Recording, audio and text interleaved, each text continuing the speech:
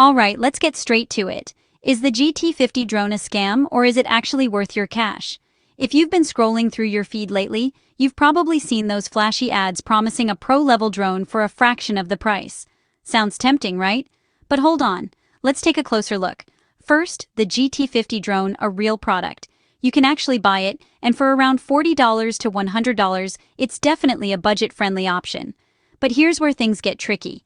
A lot of sellers use heavily edited 4K drone footage, usually shot on super expensive models like DJI's Mini 5 Pro, to make the GT50 look way more high-tech than it actually is.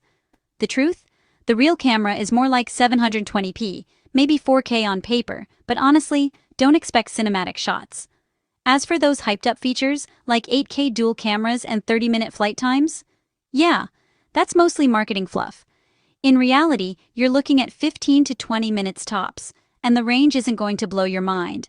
Now, if you're brand new to drones, just want to play around, or need something lightweight for casual flying, the GT50 actually isn't a bad starter choice. It's got brushless motors, sometimes a screen built right into the controller, and it's light enough to stay under some airspace rules. But, and it's a big but, don't expect pro video, and definitely don't buy from any site that makes it sound like you're getting a DJI for pocket change.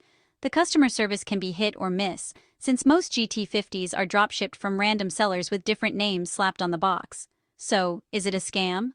Not exactly. The GT50 is real, but the way it's marketed? That's where the sketchiness comes in. Bottom line, it's a fun toy, not a professional tool. Go in with the right expectations, and you won't be